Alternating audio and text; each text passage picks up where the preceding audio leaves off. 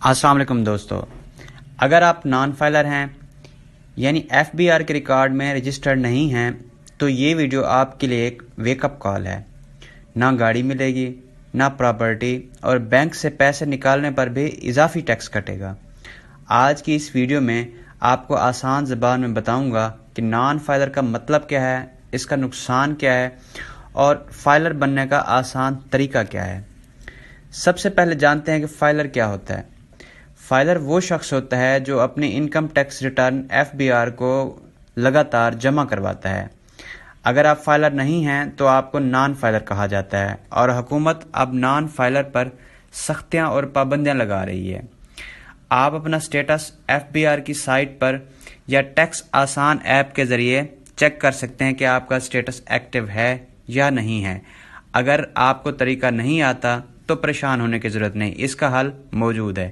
Video کے آخر میں آپ کو ایک ویڈیو کا لنک مل جائے گا، اس ویڈیو میں آپ دیکھ کے آسانی سے اپنا سٹیٹس چیک کر سکتے ہیں کہ آپ کا سٹیٹس ایکٹیو ہے یا نہیں۔ فنانس ایکٹ 2025 کے بعد نان فائلر پر بہت ساری پابندیاں لاگو ہو چکی ہیں، جن میں سے چند ایک اہم کا ذکر یہاں پہ ہم کریں گے۔ نمبر 1، گاڑی کا خواب آپ بالکل بھول جائیں۔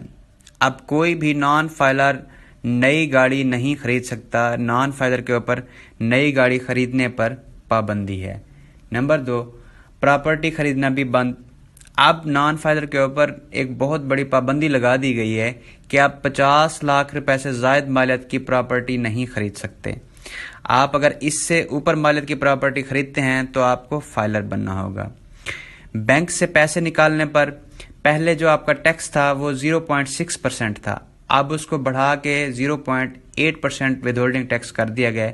مطلب کہ پہلے اگر آپ کے 1 لاکھ روپے نکلوانے پر 600 کٹتے تھے تو اب آپ کے 1 لاکھ روپے نکلوانے پر 800 روپے کٹیں گے۔ نمبر 4، اب سم بلاک ہونے کا سسٹم بھی دوبارہ ایف بی آر نے فعال کر دیا ہے۔ اب نان فائلرز کی سم کو بھی بلاک کیا جا سکتا ہے۔ نمبر 5، انٹرنیشنل ٹریول پر پابندی۔ اگر آپ کا باہر جانے کا کوئی پلان ہے تو بہت ساری حالتوں میں آپ کو اس میں بھی دشواری کا سامنا کرنا پڑ سکتا ہے کہ نان فائلر ٹریول نہیں کر سکتے۔ پہلے لوگ یہ کہتے تھے کہ ایف بی آر صرف دھمکی دیتا ہے اور ان کی جو باتیں ہیں وہ صرف کاغذوں تک یا اس میں میڈیا تک ہی محدود رہتی ہیں، عملی طور پر نظر نہیں آتی، مگر اب ایسا نہیں ہے۔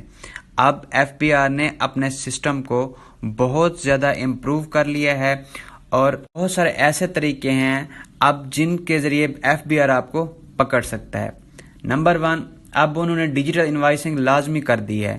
مطلب مختلف شاپس پہ جس طرح آپ جاتے تھے آپ سے تو ٹیکس لے لیا جاتا تھا، لیکن آگے گورنمنٹ کو جمع نہیں کروایا جاتا تھا۔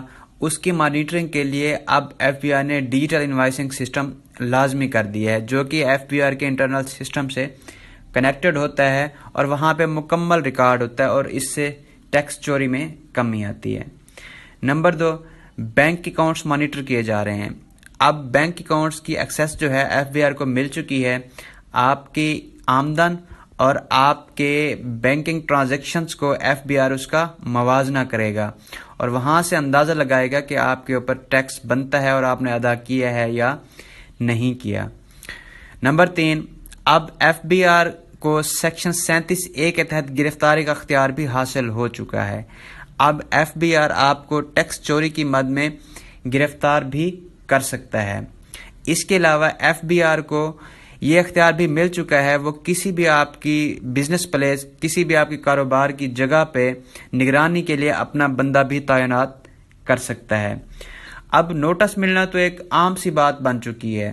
اب نوٹس تو ہر دوسرے تیسرے شخص کو نوٹس آ سکتا ہے، وہ ایک عام سی بات ہے، لیکن اب جو اختیارات ہیں وہ مزید وسیع کر دیے گئے ہیں۔ آپ یہ سب کچھ آسانی سے بچا سکتے ہیں۔ کس طرح؟ بس فائلر بنیں اور بالکل اپنی مشکل آسان کریں، صرف سادہ اقدامات سے۔ آپ آئرس پورٹل پر اکاؤنٹ بنائیں اور اپنے انکم ٹیکس ریٹرن فائل کریں، چاہے آپ کی آمدن صفر ہی کیوں نہ ہو۔ 24 سے 48 گھنٹوں میں آپ کا نام ایکٹیو ٹیکس پیئر لسٹ میں آ جائے گا، اور اگر تو آپ کو یہ طریقہ نہیں معلوم کہ کس طرح سے انکم ٹیکس ریٹرن فائل کرنی ہے تو پریشان ہونے کی ضرورت نہیں، اس کا حل بھی موجود ہے، اور اس کا حل بھی ویڈیو کے آخر میں آپ کو سکرین پر ایک اور ویڈیو کی صورت میں مل جائے گا۔ تو دوستو، اب وقت آ گیا ہے کہ ہم فائلنگ کو سنجیدہ لیں۔ اگر آپ نے ابھی تک ریٹرن فائل نہیں کی تو گاڑی، پراپرٹی اور بینک سب کچھ آپ کے لیے مشکل ہو سکتا ہے۔ اس ویڈیو کو لازمی شیئر کریں اور کمنٹس میں بتائیں کہ آپ حکومت کی اس پالیسی سے مطمئن ہے یا نہیں، اور اگر آپ کو فائلنگ میں مدد چاہیے تو نیچے کمنٹس میں فائلر ہیلپ لکھیں، میں آپ کی مکمل رہنمائی کروں گا۔ ملتے ہیں انشاءاللہ اگلی ویڈیو میں۔ اللہ حافظ۔